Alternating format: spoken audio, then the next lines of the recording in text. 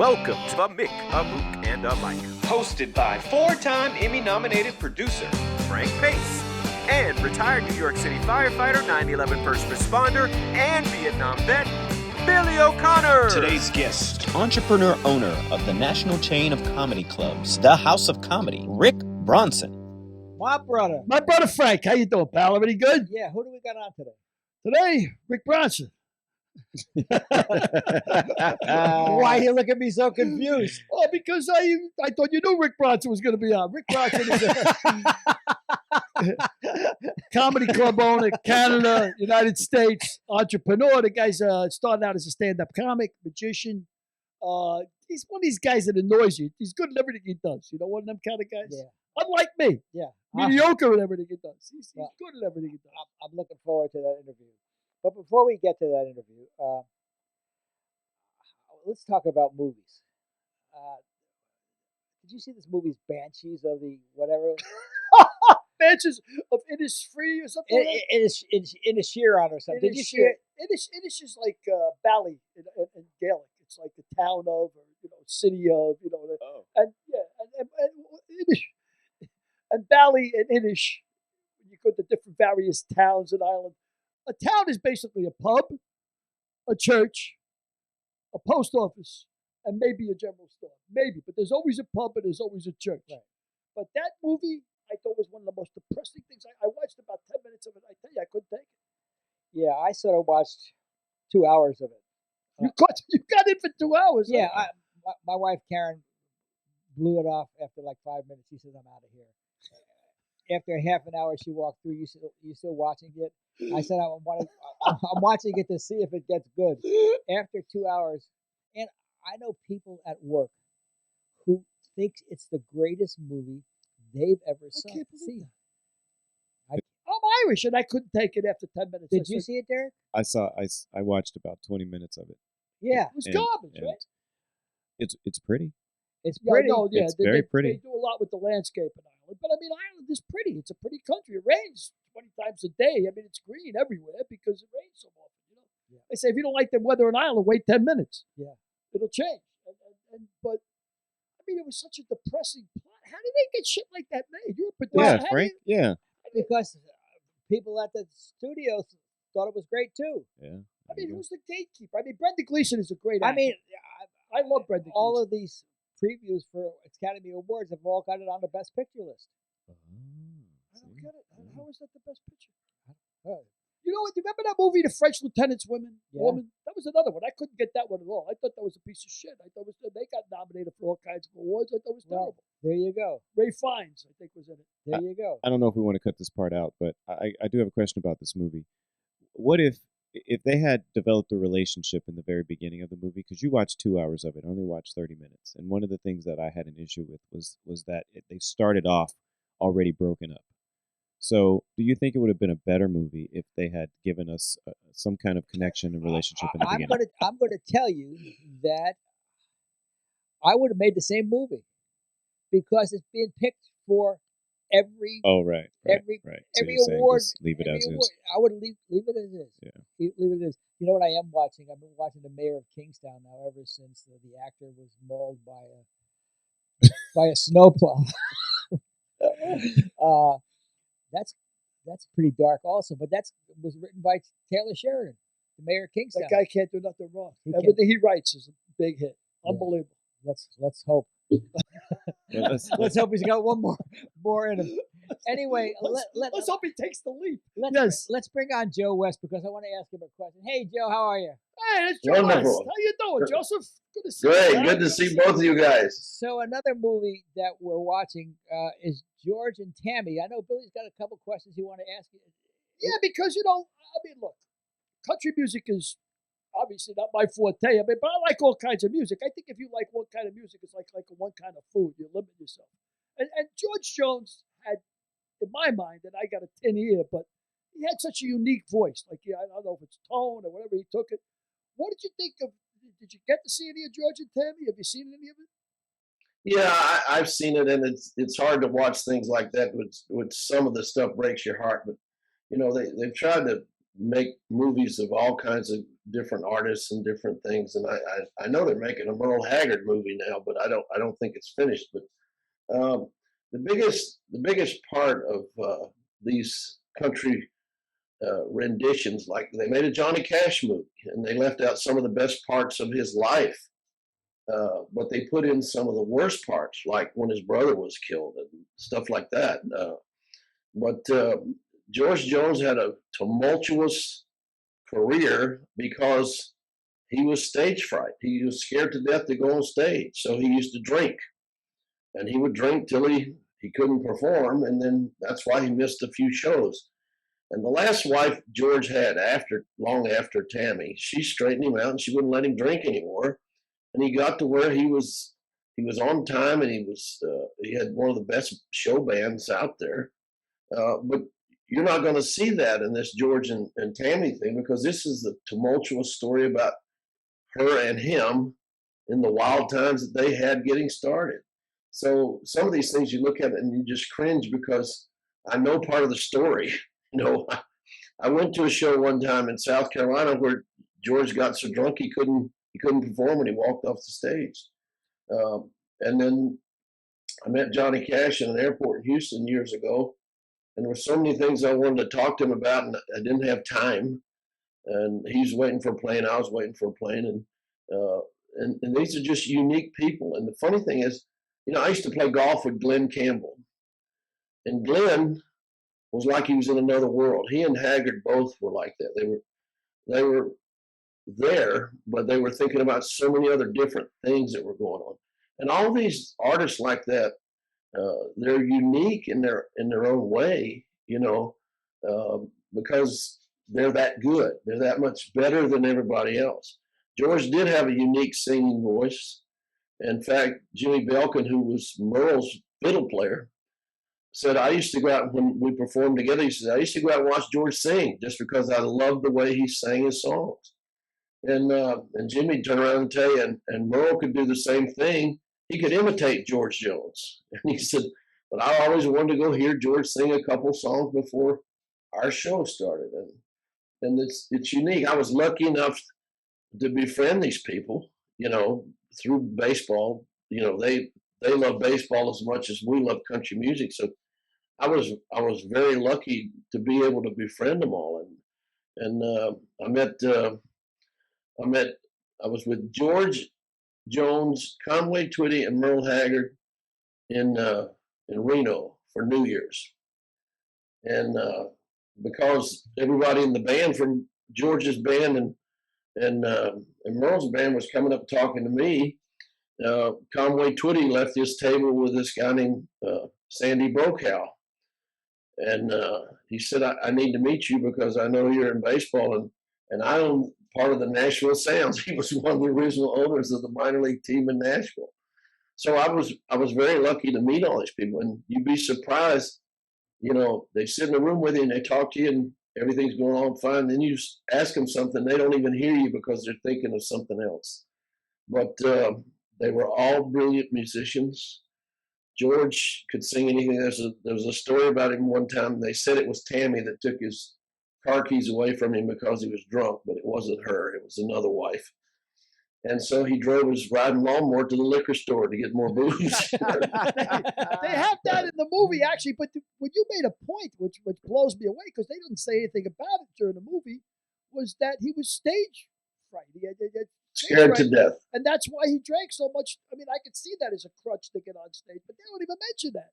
No, and they won't, because that, they don't have to. I mean, one of Johnny Cash's favorite songs was "Sunday Morning Coming Down."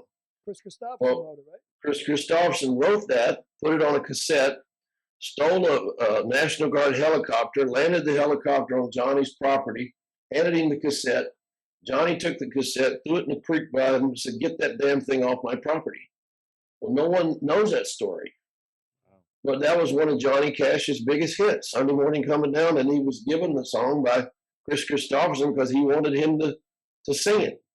And but that wasn't in the Johnny Cash movie, and that's a great story. It's a terrific story. And he was a captain at West Point, I understand, Christopherson. He was a career Army officer who resigned his commission to go out and take a shot.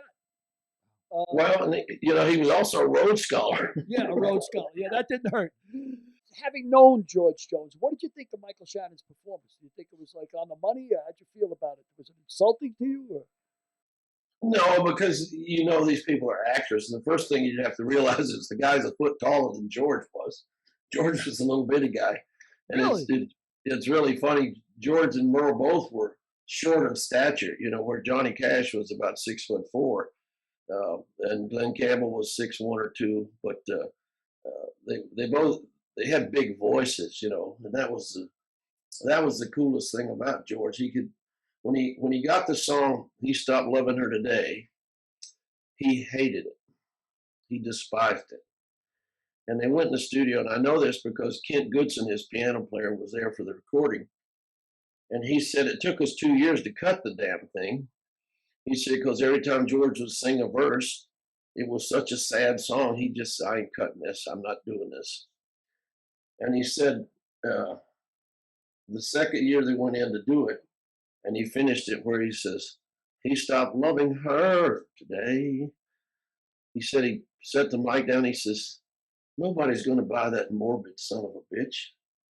That was his exact words when he finished cutting it. He hated it. And it was funny because that's the biggest hit George Jones ever had. My favorite song that he does. I think the crazy thing about it was that was the year that Urban Cowboy came out. And if you'll remember, Urban Cowboy's theme song was Looking for Love in All the Wrong Places. Well, that was cut by a backup guitarist for Mickey Gilley because Mickey didn't like it. In fact, Mickey just despised the song for some reason, another song that he let go by. And George cut that song late in the year, and it charted for about 2 weeks. And in 2 weeks' time, it became the song of the year when Looking for Love was played all summer. So that just tells you how the market changes according to who sang it. When George Jones sang a song and it was a hit song, it's going to be looked at by everybody that's promoting it for Song of the Year. Johnny Lee cut this song, Looking for Love, and it's still being played on Sirius Radio, and he didn't get anything. And he was number one for 4 or 5 weeks. And George's song was only out like 2 weeks when they voted on the Song of the Year. But you're right, it was one of George's best songs. He sang it well, but he didn't like it.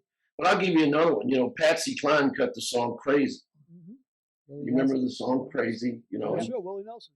Willie Nelson wrote that song. I don't know the song. Could you give us a little rendition of it? Well, the song's about a guy or a girl who says, I'm crazy.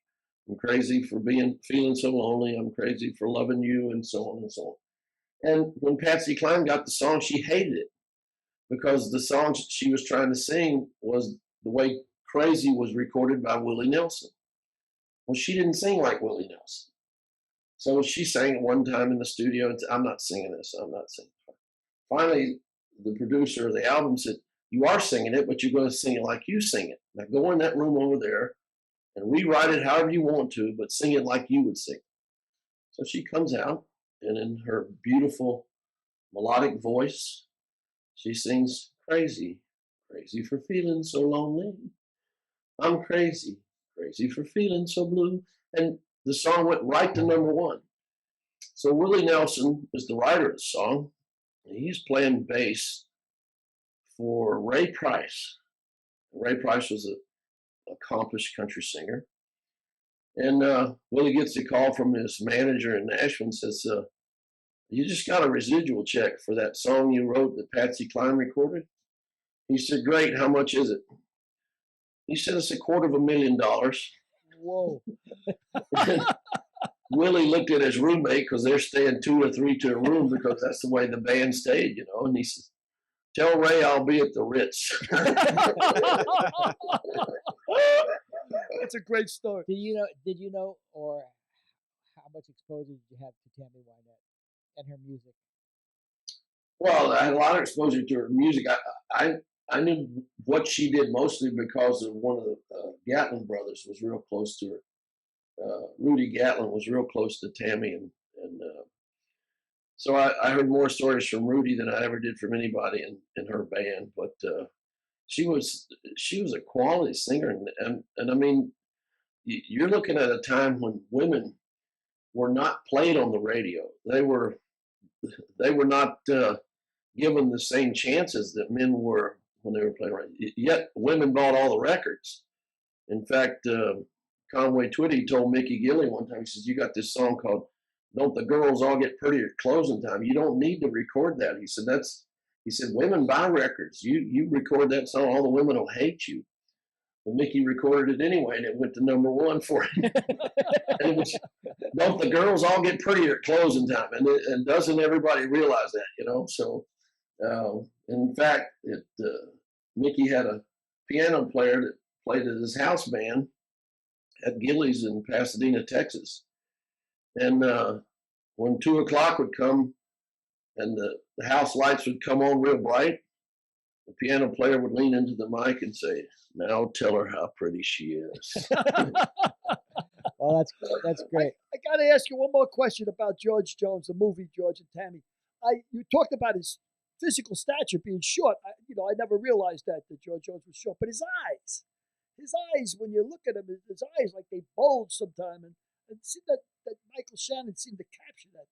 Is that accurate? That's I accurate. think so. That's accurate. I think so. I think he did a good job at this.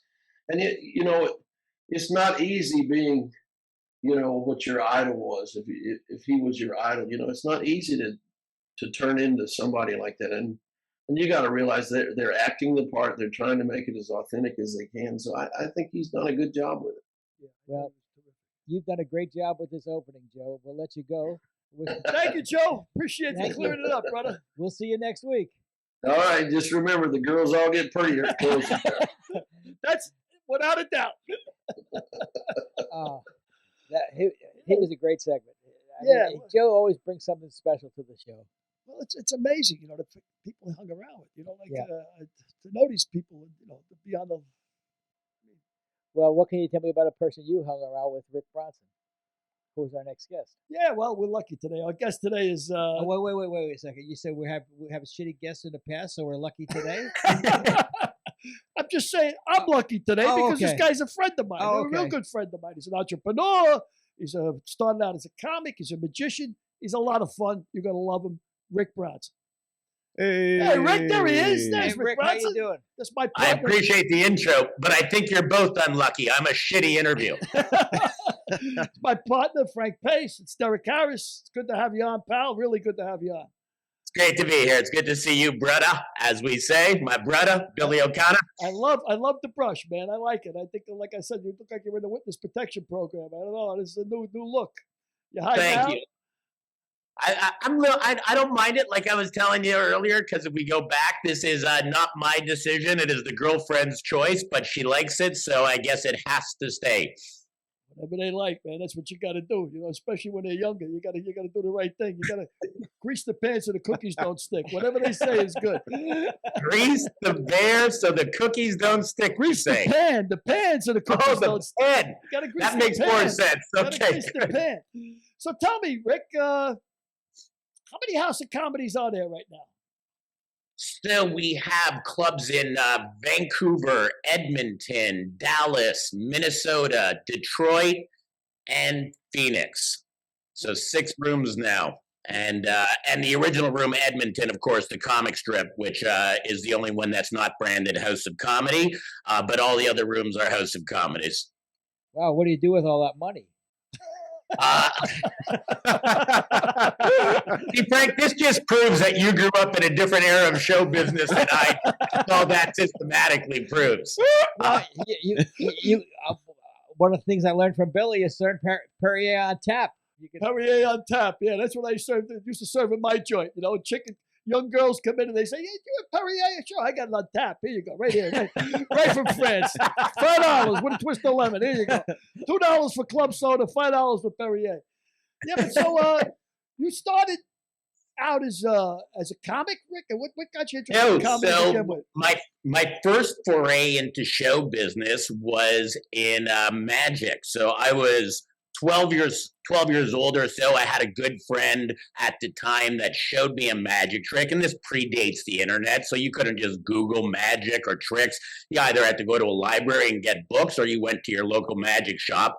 In any event, he showed me the trick. I had no clue how he did it. It pissed me off, and I was one of those types of kids that, I had to know how something happened, how it was done, and that just kind of started a bit of a deep dive for me into the world of magic.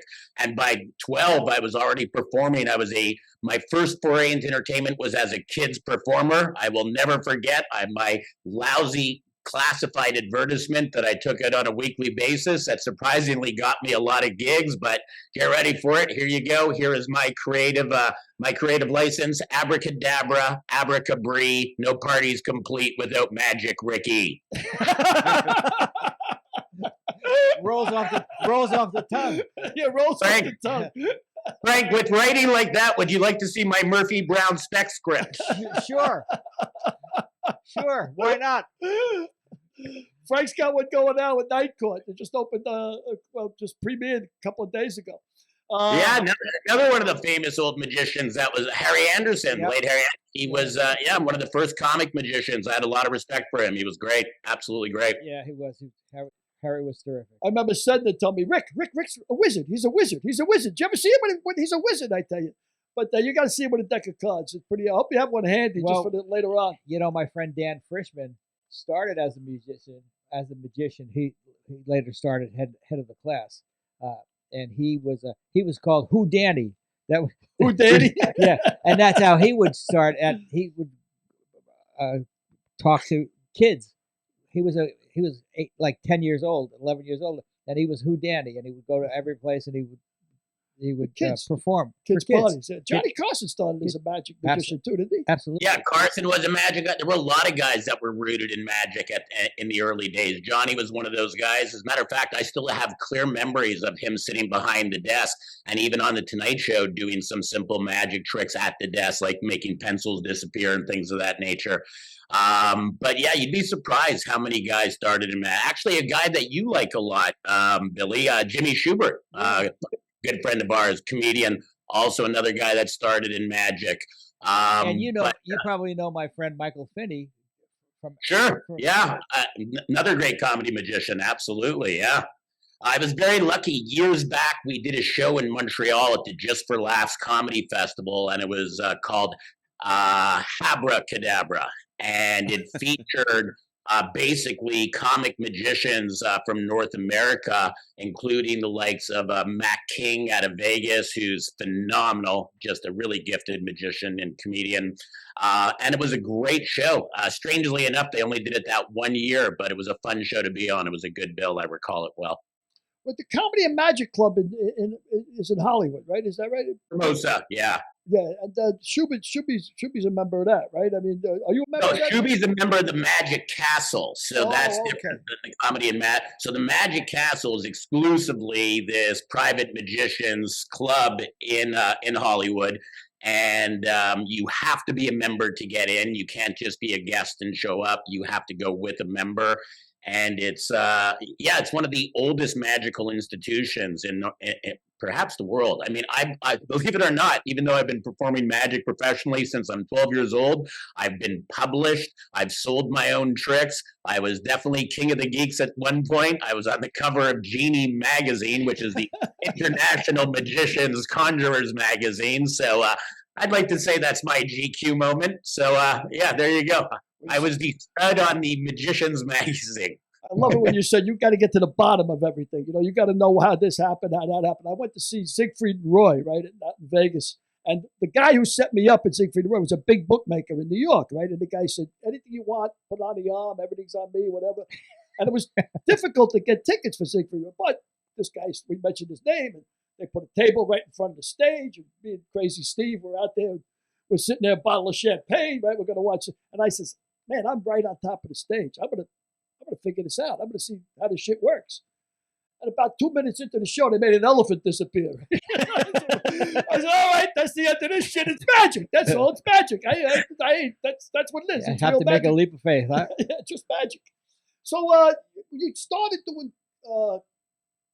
as a magician, and but you never do any tricks on stage or anything. What made you? No, I get into did. comedy? I started, so I made the leap into comedy. I was 15, and that happened due to a high school talent show where I was performing my magic, and another friend or classmate was performing stand-up comedy. And it was actually probably the first time I'd ever even seen live stand-up comedy. Up until that point, I really wasn't immersed in the world of. I was big into sports and big into music, so I wasn't immersed into Saturday Night Live even at that point with all the great comedians of that generation. But after seeing him perform comedy and my arrogant, cocky self, I thought I'm funnier than this guy. And somehow that ended up with me going to the local comedy club in Montreal called the Comedy Nest, which is where I started my comedy career, and home, as I mentioned to you, of the Just for Laughs Comedy Festival. So I was fortunate enough to be in a really great comedy city. But at 15, I remember my parents dropping me off at the comedy club because you couldn't even get in until you were 18, obviously, which is the legal drinking age in Quebec. And I went and auditioned for the club owner, Ernie Butler, just myself and him in an empty room. And I'll never forget, he brought me back that night to perform. I think it was a Thursday night. The room legally held, I think, 72 people. And I remember being up on stage and feeling like it was 2,000 people. And I was fortunate because I had already had so many years of performing magic and doing music, that the one big problem that most stand-up comics have when they get on stage in those early days is dealing with that fear, that anxiety. A lot of people just don't know what to expect, and it can be incredibly overwhelming. But because I had been performing for quite some time already, I was relatively comfortable. And surprisingly, and I do say this surprisingly, my very first show on stage went quite well. Like, I wouldn't say it was a kill set. It wasn't, but, oh, I totally apologize. That would be my girlfriend reaching out. That's your fault, Billy. I'm blaming you for that. I'll take the rap. Now, so yes. wait. What do you mean you'll blame Billy for your girlfriend reaching out? Did he have something to do with that? Oh, does Frank not know the backstory here, Billy? No. I don't kiss and tell. I'm not one of those kiss and tell guys. You know what I mean? I'm the kind of guy you want to rob a bank with, Rick. I just keep my mouth shut. You know what I mean? I just drive the getaway car and shut up. Yeah, and he'll take the bullet too. So, Frank, the reason why I will always have this soft spot in my heart for Billy, aside for him being an absolute mensch, is he introduced me to the love of my life. Wow. See that? I can fix you up, Frank. You know, we know it. Yeah. I can start a new business here, a heartthrob. Well, I'm the guy. I'm married. I know you're married. You're really married. Yeah, I'm really married. You're good married. I'm good married. No, Billy was neighbors with my now girlfriend, and she was working. She's incredibly bright, just a brilliant young lady, and was working on multiple dissertations at once, pursuing her ongoing academic career.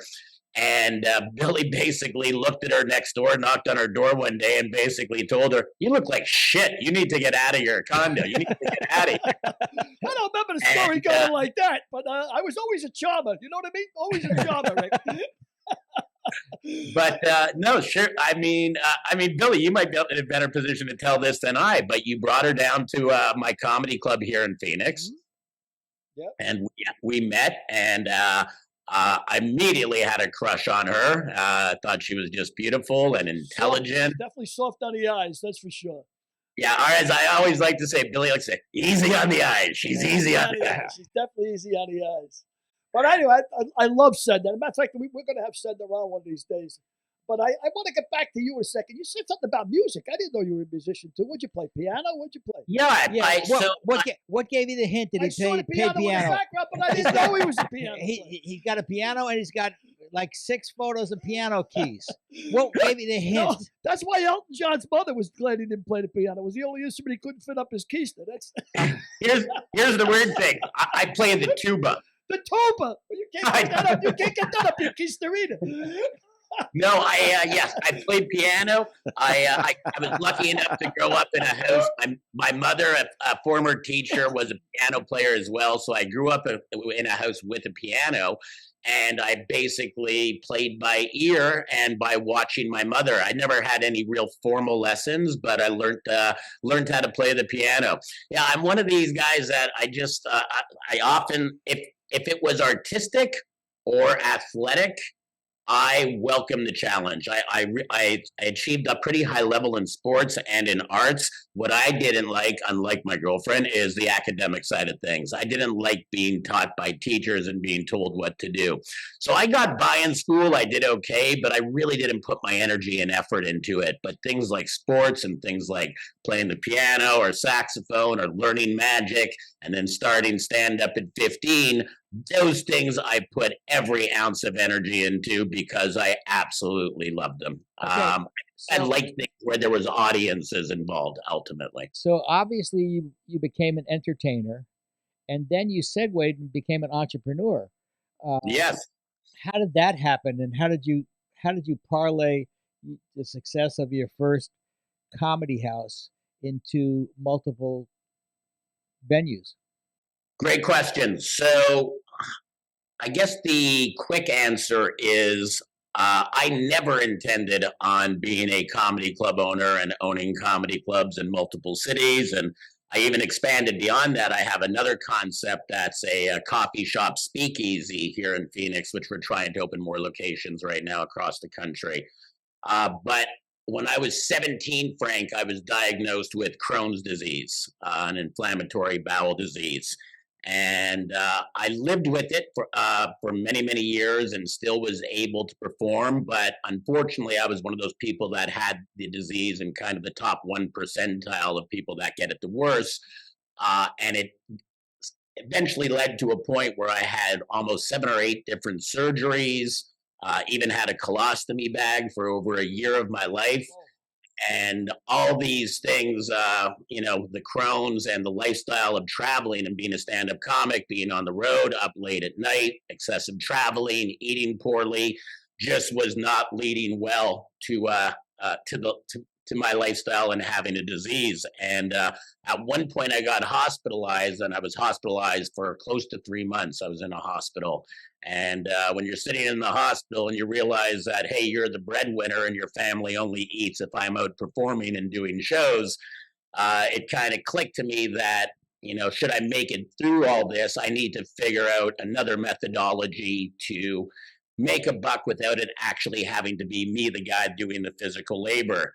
Little did I know that opening up a comedy club, I would go from doing stand up from a 1 hour a day show to working 12 to 13 hours a day, opening and owning and operating comedy clubs. But at the end of the day, we got to a point where I certainly don't need to be, at the club late at night, and it was more conducive to my disease. Fortunately, I've been in remission for a relatively good period. Haven't been hospitalized in several years right now, but ultimately, Crohn's is how I opened my first comedy club. The first comedy club, to answer your second part of your question, Frank, was my first location in West Edmonton Mall called the Comic Strip. And there was a comedy club that was in the mall. It closed down, and just the sheer weird timing of life that I happened to get out of the hospital when that comedy club closes down. I reached out to the ownership group, and in my arrogant way, I said, look, if you want a comedy club to work here, I'm the only guy that can do it.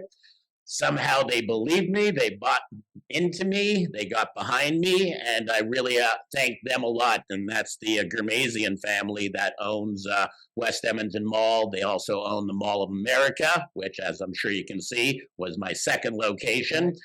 And then they also own that mega mall in New Jersey that just opened in the last couple of years, American Dream.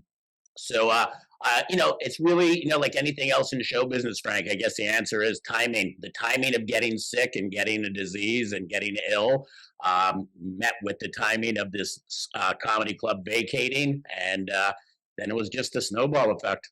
Yeah, your story is very similar to several weeks ago. We had Hank Bauer on, the special teams maven and running back of the Chargers, and he played with Ralph Bernershka. and Ralph had Crohn's disease, and he was hospitalized for it. So your story reminds me very much of his. I'm lucky though too, Frank.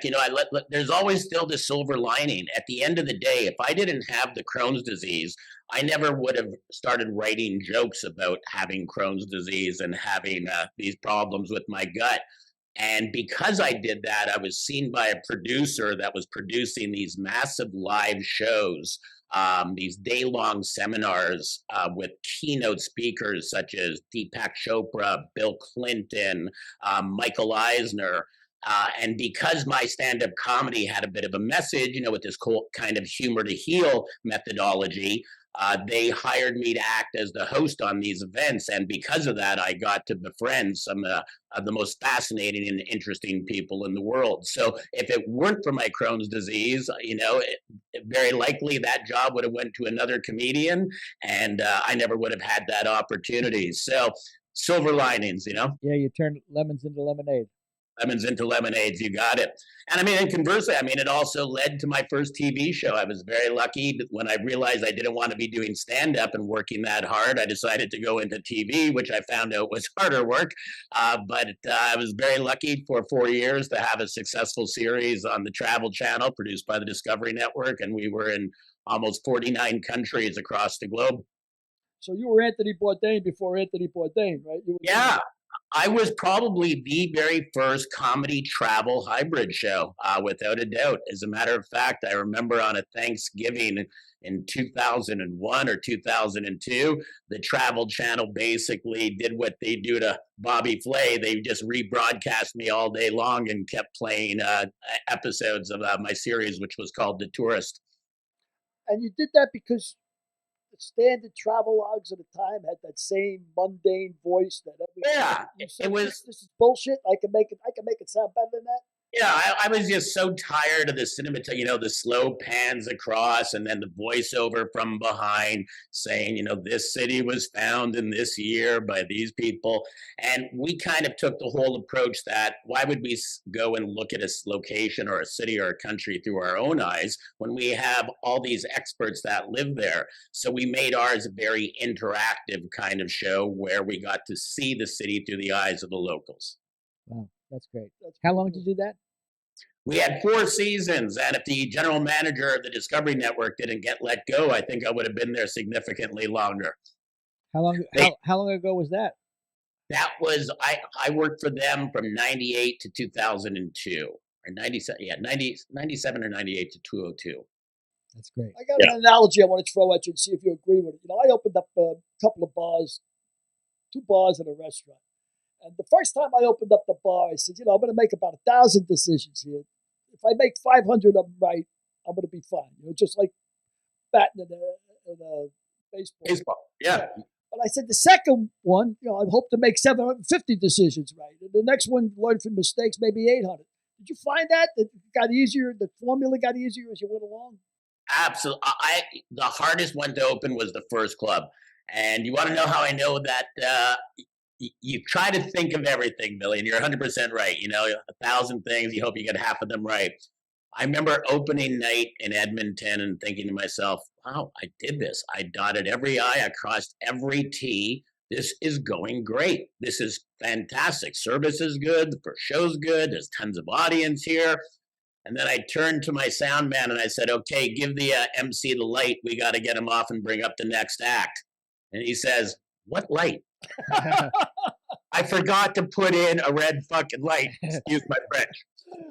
Yeah, well, I tell you, my first club, the first bar I opened, I had everything crossed. The same thing. I thought I dotted all my I's, did everything right. And then I ordered the booze. And the booze came and it was COD because your first delivery is COD. You pay on delivery. After that, they give you credit. I had no money left. I had put every nickel I had into the joint. Right? Give him a check.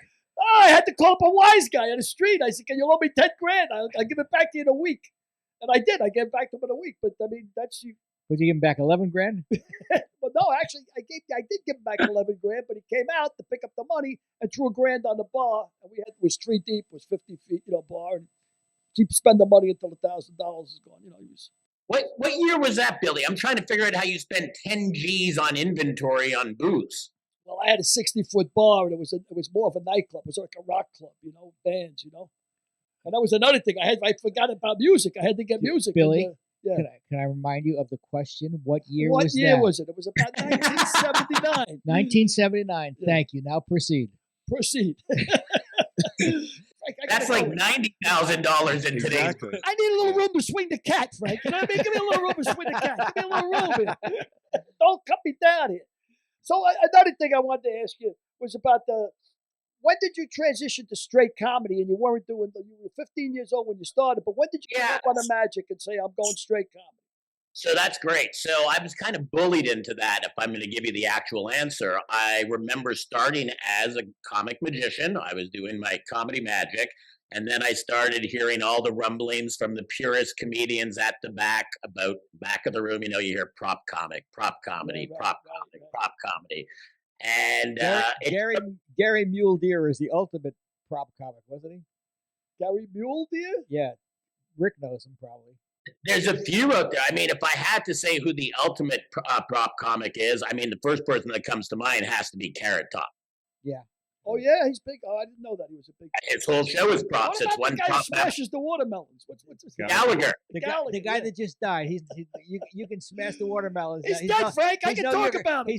He's no longer doing that act. It's yours. Smash turnips, Frank. I'm Irish. Yeah. So so I started hearing all the the rumblings about being a prop comic. So I decided, I just started writing jokes and slowly transitioned from doing magic and comedy to just doing stand-up comedy. But years later, I had a very dear friend, also another magician comedian, Frank, by the name of Dave Mary, and we were standing at the back of the comedy club once, and we saw some graffiti in the green room that said, "Prop acts suck." And he wrote underneath it, a very successful performer, and he wrote underneath it, he goes, "Maybe so, but this suitcase has been to Europe 12 times. Yeah, right, exactly, right. But there is a lot of, in stand-up comedy, he's a prop comic, it's automatic. He comes out with a guitar, right away it's like, Or a banjo like Steve Martin. Yeah, or banjo. Yeah, look whatever happened to him. You didn't do him any good, yeah. Or like a dummy. Yeah, ventriloquist. I think my favorite non-prop opening joke is this, and I'll share it with you, gentlemen. It absolutely killed me, and I wish I could tell you the name of the comedian.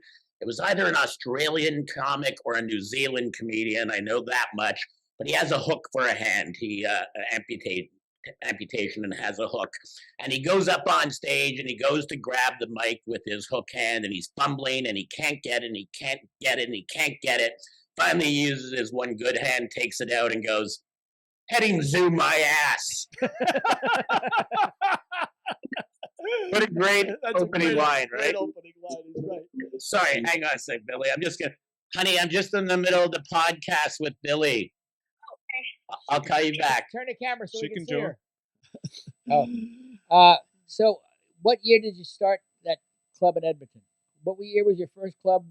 I'm going to ask him multiple. What year was the first club? What and how many? Well, I know how many clubs you got now, and who have you introduced and started their careers, and who Wow, really great. Wow, you're asking some great ones, Frank. So, and not that you're not Billy, by the way. That wasn't a dig. Just so we're all right, clear. Val, I can take it.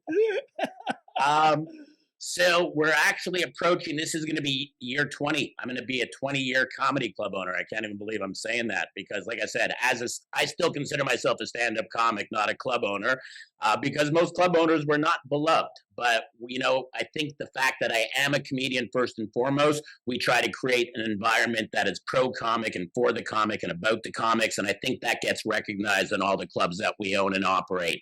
We're a very pro-comedy club. So the first club's now almost 20 years old. You want to talk timing? 2 clubs that I opened. This is the epitome of bad timing. January 1st, 2020, I opened a club in Arizona and I opened the club in Vancouver, British Columbia. First of all, what idiot opens 2 clubs on the exact same night when you can't be in both locations at once? But sure enough. And then, of course, we all know what happened about 2 months after that in March. When both those businesses that were newly opened were immediately shut down thanks to COVID. Amazing. How'd you make it through COVID? It was tough. I'm not going to lie. Thank God for Arizona because, I think it being a state that has typically leaned a little more right over the years, very pro-business. And even though we did have, certainly some restrictions in place here in Arizona, it wasn't the wild, wild west that everyone wants to make it out to believe. But it certainly wasn't California either. We were able to still operate and make a buck. Not a lot of bucks, but at least had a little bit flowing. Whereas markets like Minnesota and certainly my Canadian markets that tend to lean very, very left were shut. I mean, my British Columbia club was shut down almost a year, full year. Wow. Yeah. And rent doesn't stop. The rent does not stop. Can't cover the nut. You just keep taking the cuts. You keep taking the hits. You got it.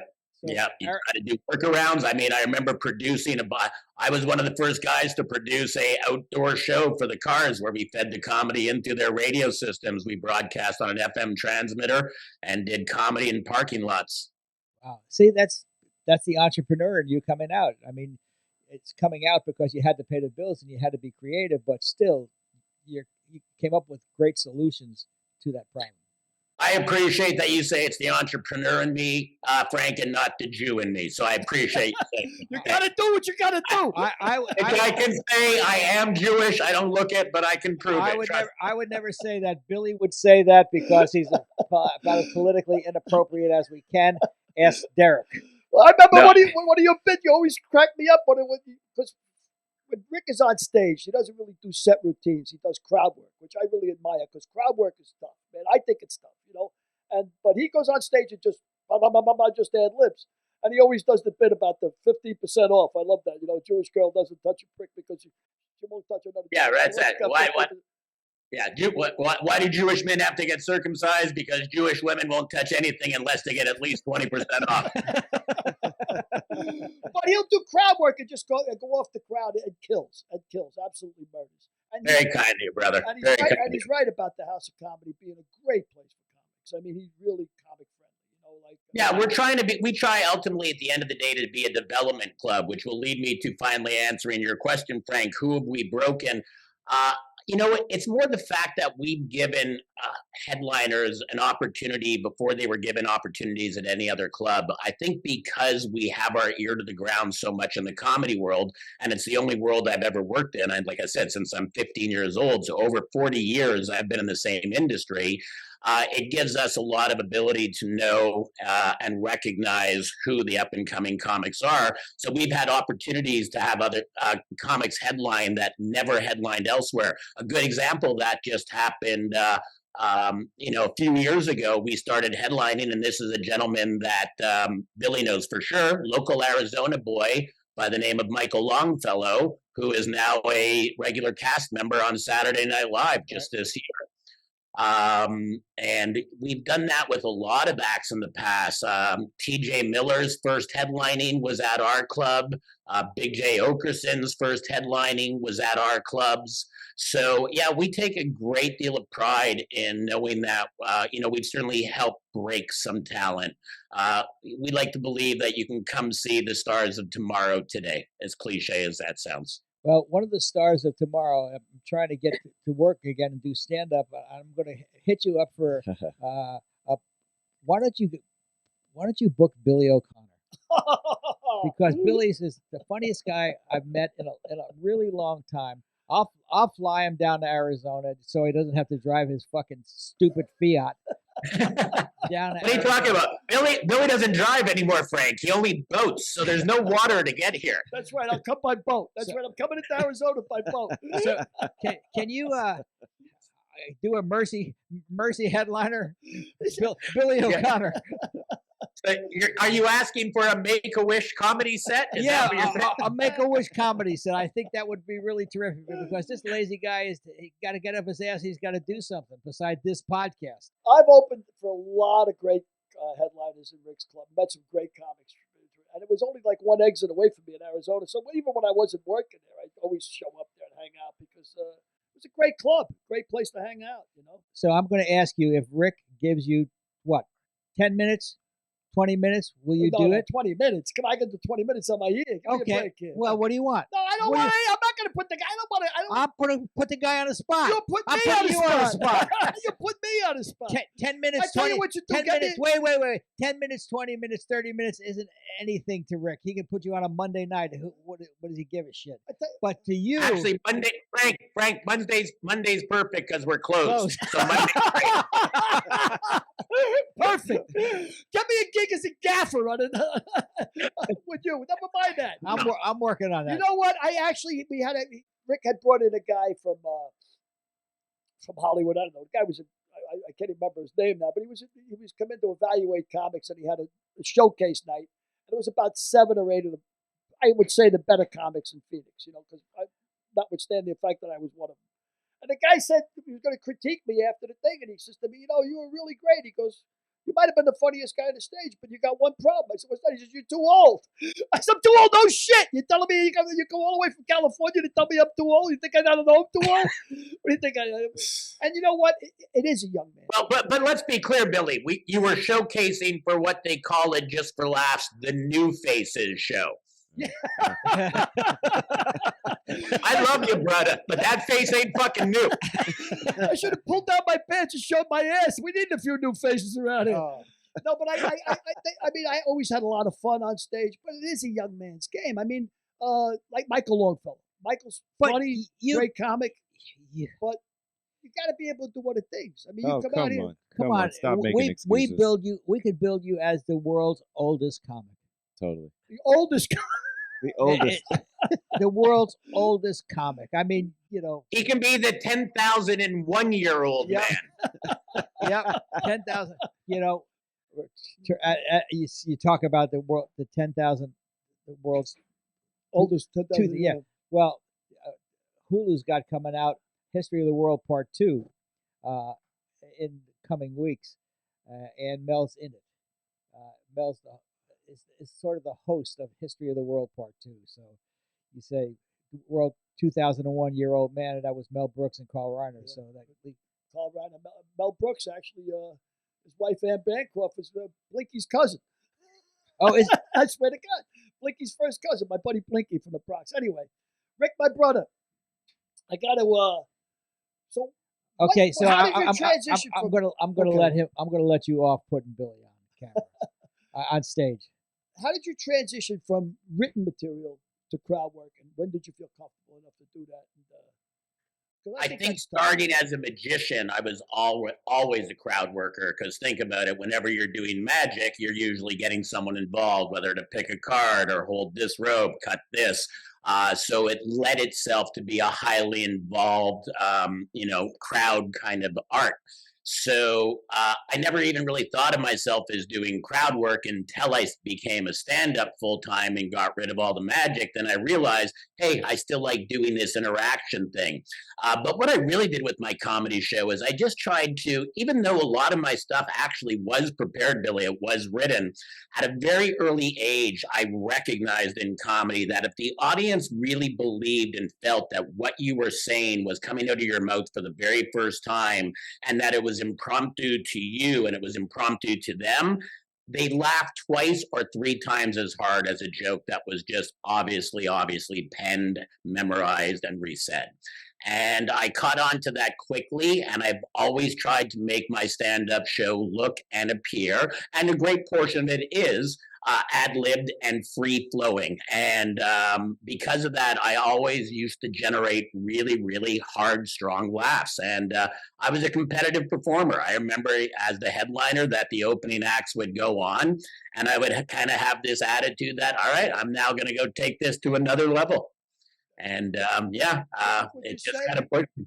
Would you say then that, as a magician, you talk, sometimes you talk the people into your tricks, right? I mean, you always, you're talking them into a trick that you already, and you can do the same thing with comedy. I've read that comedy is dialogue more than it is monologue, stand-up comedy. Would you agree with that concept, that it's more funny if people think that, they're involved in it, Absolutely. I think the most successful nights at a comedy club are when an audience truly believe and feel that they are witnessing and seeing something that no other audience will ever get to partake in, that they're truly involved in a very special, one-of-a-kind exclusive moment. So absolutely. Well, one of Frank's best friends was Don Rickles, and of course Don Rickles every night. I mean, he was ad-libbing, and people think they were seeing things for the first time. I mean, that was Loved him. Frank, I would have killed to have Don Rickles call me a dumb hockey puck. That would have made my life. Made my life. And then after you were off, he said, "I'm really sorry. I didn't mean it, but you were there and you were the joke." And he was that kind of guy. He was that kind of guy. I was very lucky in my comedy career. I got to open for Phyllis Diller, so I spent some time with her. I opened for the Smothers Brothers, and in the last few years, just in the last 3.5 years or so, kind of at the beginning of COVID, I began to befriend the great John Cleese. And I've been really lucky that I've had comics from all, and now owning comedy clubs, I've met comics from every generation of comedy and every decade of comedy, from the 70s of Richard Lewis and all the 80s comics and to have been able to have worked with like I got one of the best lessons in comedy from Tom Smothers that I will ever have. And I just finished opening for them at a theater in Calgary. And I thought I went great. I killed. I got good laughs. And after the show, they start questioning me, like, why were you looking at the audience here? And when you're doing this, why were you looking at them? I'm like, well, I thought you're supposed to make eye contact. I've always been taught that. That's how you engage an audience. He goes, yeah, you're right. You're supposed to. But do you know that this theater has a second balcony and a third balcony as well? And not once did I ever look up. I was so used to performing down that I only talked to the floor audience. And after that lesson from them about making eye contact with everyone in the building, changed my performance style completely. Yeah, I've gotten so many lessons from other comics. I wish I was a comic, but just on how you do comedy. Like George Lopez told me, when you do self-deprecating humor, you got to self-deprecate yourself first and let the audience know that you're in on the joke also, because you can't just put down people without putting down yourself first. 100%. Rosie O'Donnell, who I worked with on the Dice Clay show, she told me something, that you have to give the audience a doggy bag. You have to give them something to take home from your act, or else you can't succeed. So that's where the doggy bag concept came from. Something that makes you different. You mean like a doggy bag? Yeah. Well, you have to have, when you say I saw somebody with great last night, and they say what was great about them, and you can't recall because you didn't bring anything home with you. That was a doggy bag. What you were talking about is this idea of the audience thinks they're seeing something for the first time or something special. Even with baseball, I can remember like going to 100 Met games. The one I remember the most when Jimmy Pearsall ran around the bases backwards, because you were there for that. Or, when Maris hit the home run, you were there for that. And you saw something special, and you're never going to forget that it was special. That was the night that was special.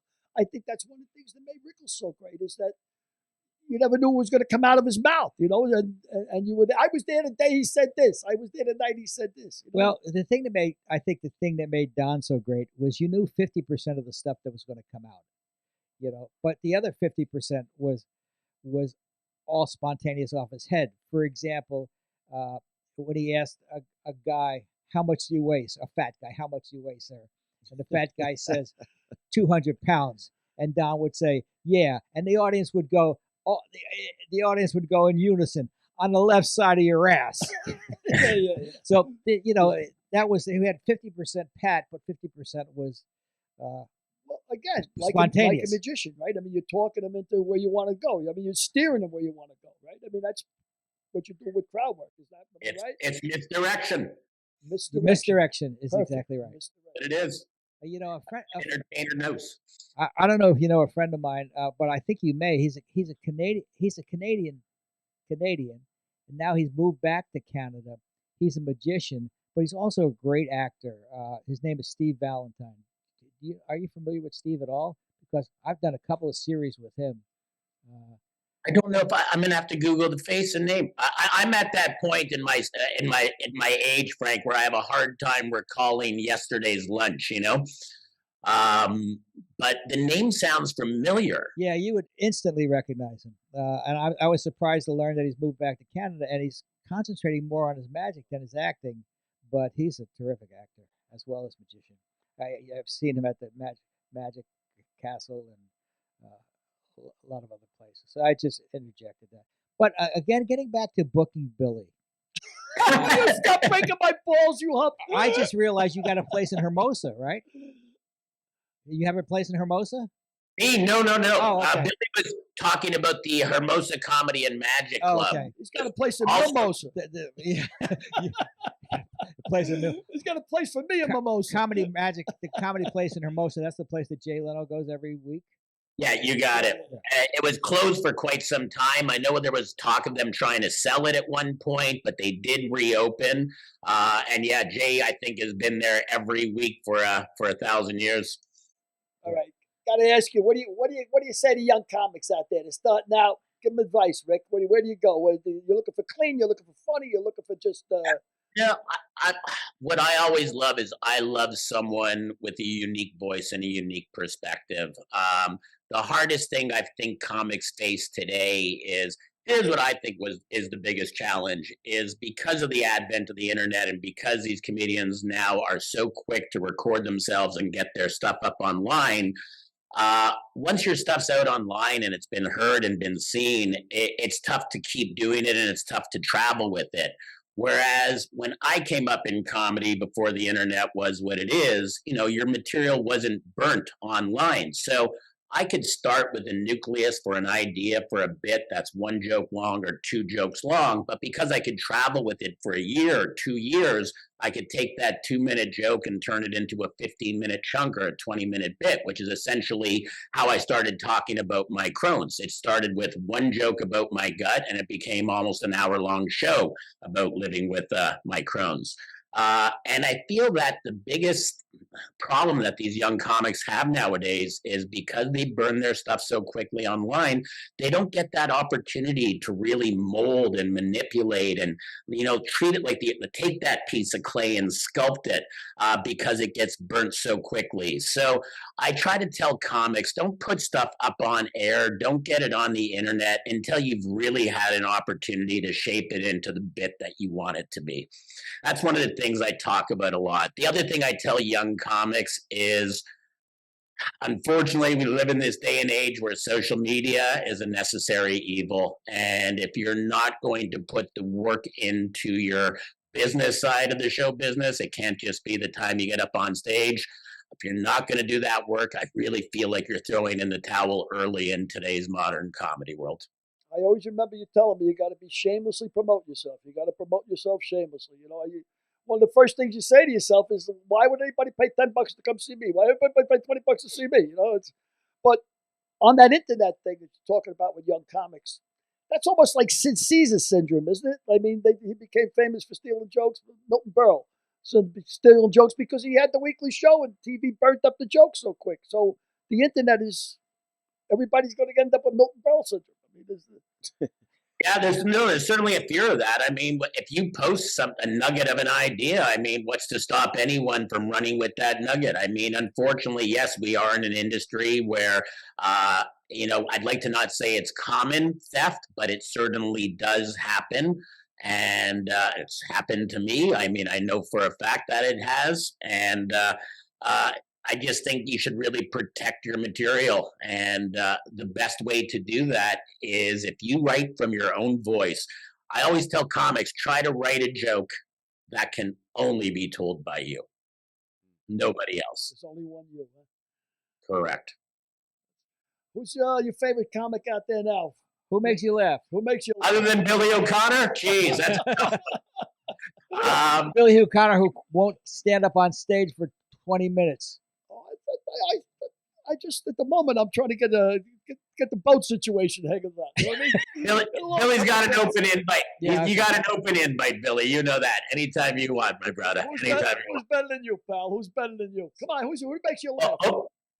So I will say, if you're asking today's comics, there's a lot of young comics that I'm really enjoying. Shane Gillis is one of them. I like comics that are edgy, that aren't afraid to, cross the line.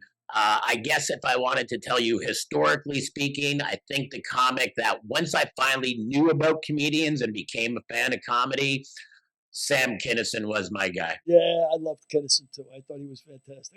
Love Kinison. I remember doing a set in your club one day, and I think I was talking about the strength of pussy, like it's the strongest thing on earth. And I was getting into it, and the punchline is pussy killed King Kong, man. You know, pussy killed King Kong. It wasn't planes, it was pussy.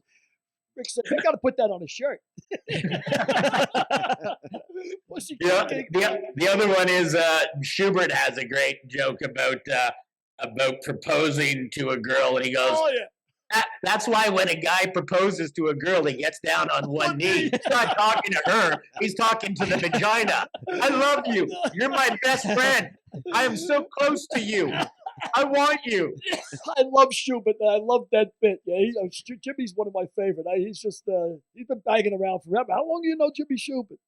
Shuby and I did a gala together at Just for Laughs. We were on the same show. I'll never forget this. Our hosts were Spinal Tap. Spinal Tap introduced us. Wow. Crazy night. But I go back with Billy. I think I want to tell you I met him at the Improv in the early to mid 90s in LA. Wow. He started as a bouncer at the Comedy Store. He was a bouncer at the Comedy Store, yeah. And he befriended Kinison. He was really tight with Kinison, and Kinison had him open for him.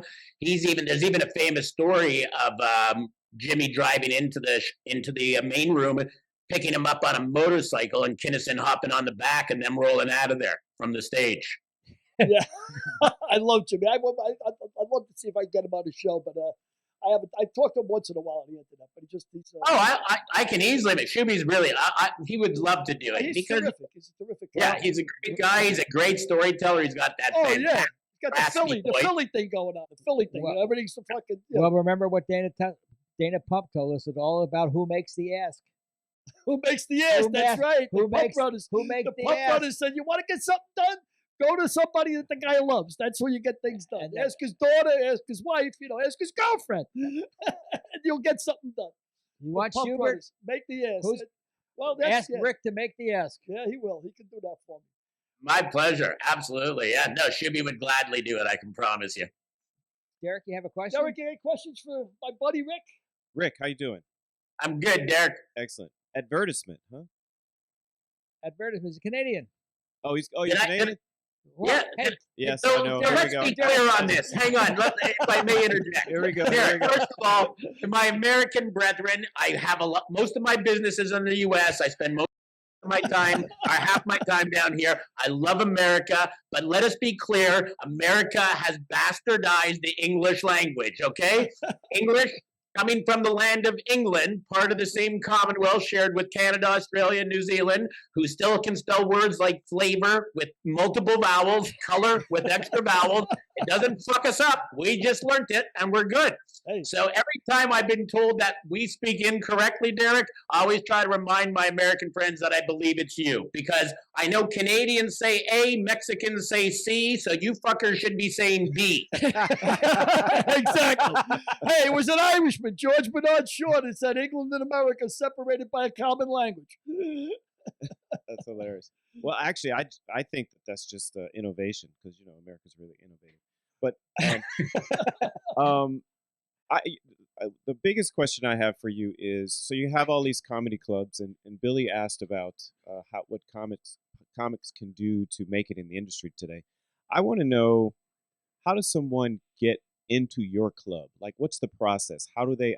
And I'm not talking about necessarily like somebody that's starting out, because I know that's probably not how they make it. But is there a process for that? So you're talking if you're already a professional paid comedian, you're asking. Yes. So, is there a process? Yes and no. So because we're at a stage where we have, considerable amount of venues where we can basically daisy chain our performers from one to the next, we're often dealing, I would suggest to you that 80% of the acts we're booking are with the larger agents out there, your CAAs, your UTAs, your ICMs, your big dog agents. Oh, God. And really that's just because of ease. We're able to make one phone call, book 6 acts in 6 different clubs, and that covers us for quite a bit. because we're a development club, we still want to be able to have independents that don't have representation, because I alone know far too well how difficult it can have representation and what it feels like when you're just the struggling solo artist without representation. Because I had a very difficult time getting it as a Canadian artist living in Canada. It was So because of we your try. accent. It's because of my. Thank you. He'll be here all week. Trying to be. Good night, everyone. He'll be here all week. But the process is, look, if you're an independent, you definitely want to email the club. We always give out the information. They know how to reach us. And it's the fine balance of staying persistent without being annoying, if that makes sense. Okay, I'm going to ask you another question. Do you have open mic nights? And yes, so we do. I think that's more important than if you're already. That question's been turned in. If you're already a professional, how do you get booked? If you're not a professional, how do you get started? Do you come in and do 5 minutes? And is like every Tuesday night? Do you have open mic nights? So that's a good question. That's I was leading down that road as well. Yeah, so we do. We have Tuesday night and Wednesday nights are often our development nights, and we try to give local acts in all of our markets the ability to self-produce shows with local comedians.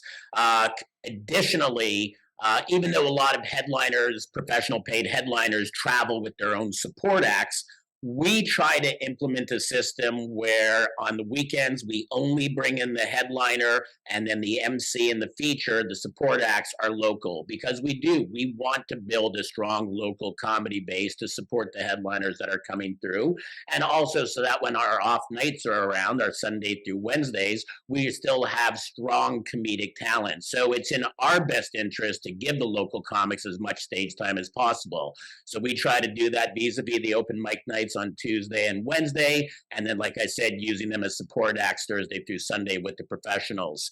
And the first step in doing it is honestly just immersing yourself in the culture, getting into the club, spending some time there, meeting some of the other local comics, meeting some of the amateur comics, when you enter a club, you're going to meet comics at different stages of their career, 1 year in, 18 months in, 2 years in, 45 years in. So what we just really try to do in that environment is create a really flourishing and a creative, culture amongst the comedians. It's already an industry where there's too many people that stand at the back of the room hoping that this comedian eats shit and dies so that they have a good set by comparison. So we're really trying to create a much different atmosphere where it's collaborative and it's supportive. I mean, we've had nights where we do one show was called Mic Feedback. And the way this worked, we would bring about 10 comics up on stage. The MC was a pro, and I would sit at the back of the room and listen to every comic. And this was with an audience as well. And in real time, they would do their 5-minute set, and then we'd help pick apart their set, punch it up, see if we can write a better tag or give them an idea to how to take something in a different direction. So we let the audience into the creative process of how we can take someone's idea, their nucleus, their genesis of an idea, and expand it into an actual comedic bit. And that was a lot of fun. I really enjoyed that show. Yeah, that's good. I have another question. So you're an entrepreneur. You seem to be pretty successful according to this podcast and your history.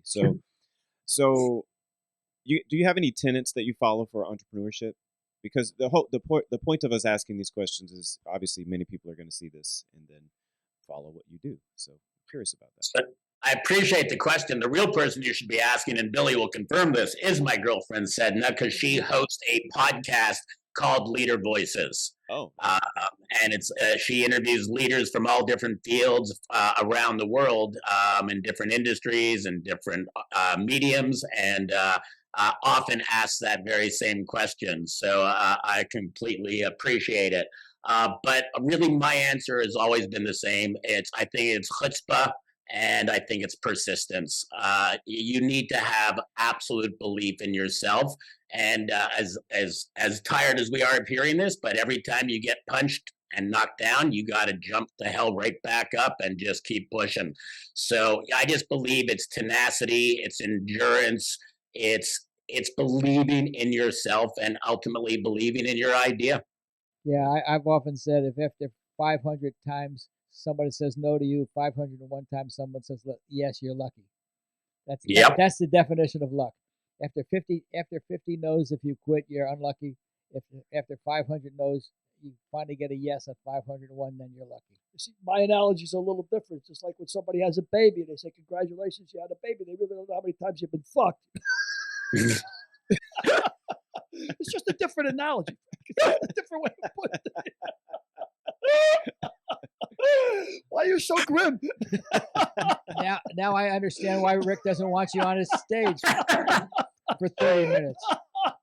Holy shit, was that inappropriate? What's an analogy? What the fucking comedy? Holy shit, was that? Oh, stop! That was unfunny. What do you got a picture of your mother in your wallet or something? Take it easy. No, I got a picture of yours. You don't know how many times you've been fucked. Billy, nobody has a better laugh than you, Billy. I got to tell you, nobody. Oh, my brother. So good to see you, pal. It's always good to see you. You've been a great guest, Rick. Just a great guest, I can't tell man. you how lucky we are, fortunate enough we have been to have you. Frank, I appreciate you saying that. I felt a little nervous coming on, knowing the people that you have interviewed, and certainly some incredible artists and actors and athletes. And I'm one of those guys that just strive to be all those things, kind of a jack of all trades, but master of none. And yet somehow I got invited on, so I'm very appreciative. And thrilled to finally meet you, Frank. I've really enjoyed your work over the years.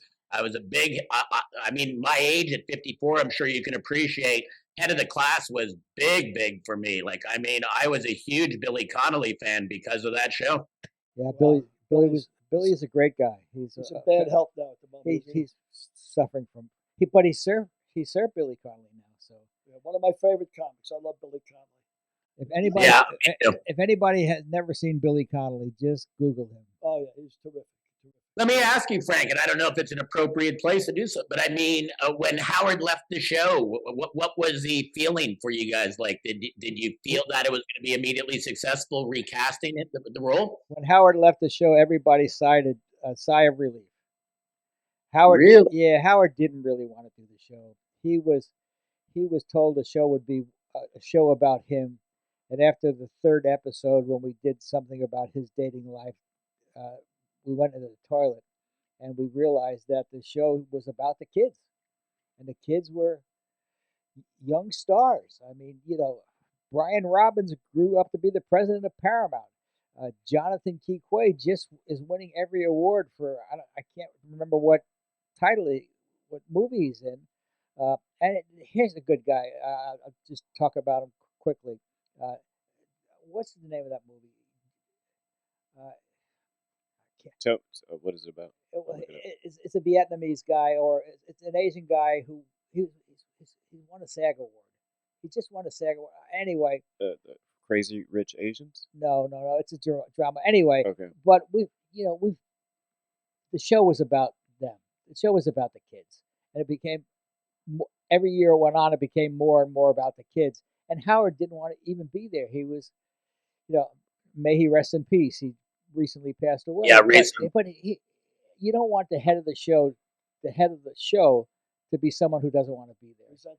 Yeah. So we all took a deep sigh of relief when he left, and then we were reborn with Billy. So, and Billy was a terrific addition. Yeah, one of my favorite comics, just a great stand-up, and I've always been a fan of UK comics. That probably goes all the way back to the John Cleese and Monty Python days, but they just have produced some great comics. Yeah, I got to work with Eric Idle too for a year on Suddenly Susan. He came in the fourth year of Suddenly Susan. He was terrific as well. So I always liked Cleese and Faulty Towers. I thought that was that's just terrific. But one of the best sitcoms of all time. I rewatched it just about 6 months ago, all 12 episodes. You can't. It's hilarious. Quick question for you, Rick. Quick question. I know you're a really good golfer. What other sports do you were big on? You said you. So My best sport, I played baseball at a very high and serious level. I pitched. I was a pretty good baseball player, but I played on my high school basketball team, high school volleyball team. I played on my badminton team. I play squash pretty competitively. But baseball was my best. I did play hockey because every Canadian kid plays hockey. Pretty much, I always say every Canadian birth is a C-section because we're born with skates on. So uh, it's yeah. But baseball, I was probably my best sport, and yeah, I really enjoyed it, and I think it helped a lot as well, just being in that team environment and that team atmosphere. You know, you talk about magicians. I think the first magician that I saw and liked was Art Matrano, who basically did this. Da da da da da da. Oh, yeah, I never knew his name, but I loved that bit. That was hilarious. That was hilarious. Or even It also used to be this one. He'd go da da da da da da da da da da da da. That's a great. We can't top that. No, you can't. So, That's a good way to get out. Rick, I can't thank you enough for coming. thank you so on, much, brother. Rick. Really, just I terrific. think the first Wednesday in February this is going to air. So Awesome, boys. Appreciate it. thanks so much. Thanks, Rick. Great My seeing pleasure, you again, guys. pal. Good My seeing best, both of you. my best to herself, buddy. All I'm the going to best. call her right now. All right, pal. Great. I'll All see. right, brother. I'll see you in church. Oh no, wait. You got it. All right. Take it easy. See you guys. Great guest. Yeah, he's a lot of fun, Rick. Great guest. Live wire. He's a lot of fun. Good guy. We can't coax you up on stage, huh? Yeah, he's you going up can there. still get me back up there. It's just that with the Just bride in what? right now, the bride's breaking. She doesn't really want me up there right now because I got to be on the road. And the thing is, it is You a make young man's game. a weekend trip. Oh, I can do that. No Yeah, problem. make Yeah. a weekend trip Yeah, I can do that. just so Derek and I Yeah. can see you on stage. Let's plan it out. We can do. You can work on your 30-minute set Oh, I can do. or whatever, I and could do an hour and a half, but I mean, I'm we'll make 45 Yeah, but- minutes. we'll make a weekend out of it. Yeah, let's go. We'll make a weekend out of it. All right, we can do that. Yeah. I can definitely plan that. I've never seen this. Look at his stance right now. Look at I'm he's an so open book. uncomfortable. He's I'm a river to my people. A river. A river to your people. Yeah, he's a terrific guy. Yeah. Terrific guy. I'm glad he came I'll out. look forward to meeting him in person when we go see your show. That sounds good. All right. That With- sounds good. With that, why don't we say goodnight? Good night out there, and thank you so much for looking in. We always appreciate it. And, Oh, excellent. And by the way, we've got three books, and we got a 3 fourth, books. We got a fourth. too. So It's buy like- our books. It's like bridge. We got a fourth for bridge. We don't push our books enough on this No, show. we don't. So And, let's start doing it again. You're right. Lamar's Gamble, If These Lips Could Talk, Combustible, And Yeah, you guys got Confessions of a Bronx Confessions Bookie. of a You're gonna have to Bronx do better than that You have to do better than that? Yeah. Okay. next time. You at least a little excerpt or something. Okay. We'll do. Okay, we'll do that. All And right. thank you, Derek, for the tip. Thank you, Derek. And thank you, Derek, for all you did. Oh come on! All you stop it. do for us. Everybody knows you're bullshit. Yeah, Derek, I want to Exactly. thank you so much from the bottom of my heart. Bye. Bye, folks. Next week's guest, Bengals all-time leading scorer and 2 Super Bowl appearances, Jim Breach.